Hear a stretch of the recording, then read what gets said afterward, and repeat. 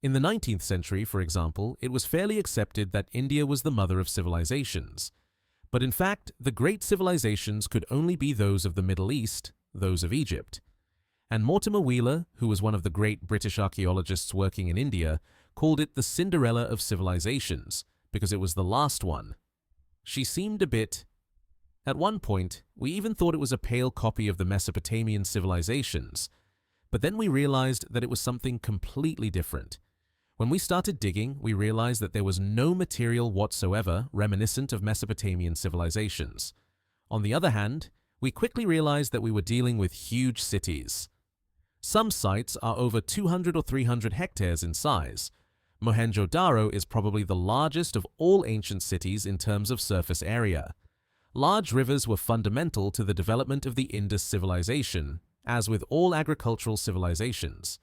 It's thanks to them that we can have an irrigated agriculture that will enable us to feed cities, where we'll increasingly have a different population who will no longer be peasants, but rather workers and craftsmen.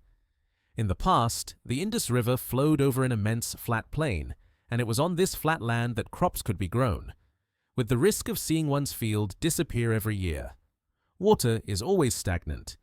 We have a fairly precise idea of the power of the economic system, i.e., in the large cities of the Indus in particular, less wheels in Harappa. These were extremely powerful, producing products that only this civilization knew how to produce, such as ceramics of a quasi-industrial type, not to mention everything that has disappeared. In terms of industry, we're probably talking about a huge producer of textiles, a huge producer of food products processed using the techniques of the time. And all that, obviously, we have no trace of it, it's all gone. But basically, we can say that in the Indus situation, plus certain productions, had a status we'd call industrial today, and was exported all around the world from the Gulf to Mesopotamia. One of the problems of the Indus was that these people wrote, we know this, we have thousands and thousands of documents, but they wrote on a medium that was probably perishable. As a result, their real writings have never been found. What has been found is, as it would be here, street signs, indications on key rings, everything that remained solid, but the perishable medium has disappeared. So we don't know, we have no text. So we saw a writing civilization arrive on the scene, but we didn't know, we thought it was simply magic writing. In fact, it was a civilization that probably had a whole political and administrative system like the Egyptians and Mesopotamians. But of course, until we succeed in deciphering the writing, i.e., find a text long enough to apply classical deciphering techniques, we don't even know what kind of language these people spoke. The Indus is an important river for us. It's the street of our lives. In summer, for 6 months, we can work during the dry season. We can no longer work. The water level drops and the ship's hull sinks. Navigators followed the coast of the Arabian Sea to the east. The maritime trade of the Indus situation is an issue that has been addressed for the last 20 years or so. Basically, we knew that the rivers had been used for trade between the Indus cities. The question of maritime trade is much more delicate. Material from the Indus is known to have come to the Oman Peninsula, i.e. the United Arab Emirates and the present-day Sultana in Oman. Some is known from Bahrain and some from Mesopotamia.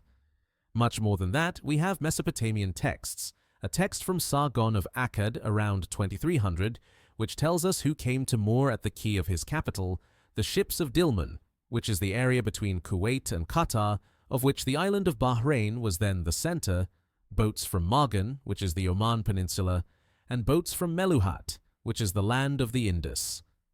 And probably, in fact, it was a multiple trade involving people from all these areas. It seems that, in fact, the people who took to the water were not landlubbers. You have to imagine that this whole area of the present-day Indus Delta is an area of immense marshes, a really difficult zone to cross, and what's more, seacoasts. Also very difficult to navigate. But after a while, of course, everyone started sailing. And by that time, the middle of the 3rd millennium BC was a time of great international trade in which precious objects, such as the large carnelian beads made by the people of the Indus, who were the only ones who knew how to make them. But also, trade is always about fabrics, including precious fabrics, that the people of Mesopotamia, the people of the Indus manufacture, and probably trade. And then there's a whole lot of stuff that comes from far away. Elephant ivory combs, all kinds of things, including from the forests of the Indus Valley. How did these people communicate when they came into contact? We have a Sumerian text, that is, from the end of the 3rd millennium in Mesopotamia, which speaks of a translator from Meluhra, in other words, someone who knew both the Indus and Sumerian languages. It's a pity he didn't leave us a dictionary, by the way. But really, you have to imagine that this whole prehistoric world, where people are constantly exchanging ideas, is a multilingual world. It's our world that is becoming a world where people speak one language plus English now. This is a world where languages often only covered a few thousand people, and the group next door spoke another language. And so, one by one, all these people had to be able to understand each other. How did the Indus civilization disappear? The first answer is probably that it doesn't disappear, at least not like this. What is certain is that from a date that can be fixed, depending on the author, but let's say around 2000 BC, we witnessed what is known as regionalization, i.e., the disappearance of this huge cultural unit in favor of regional entities that continued for quite a long time. The big cities were abandoned, that's for sure, which in fact happens very frequently. If big cities are abandoned, it's basically because the way society works can no longer support them economically. But that doesn't mean people have left. It just means that they've begun to live differently, and that this other way of life is less visible to archaeology. That's one of the real problems. Archaeologists can't see everything.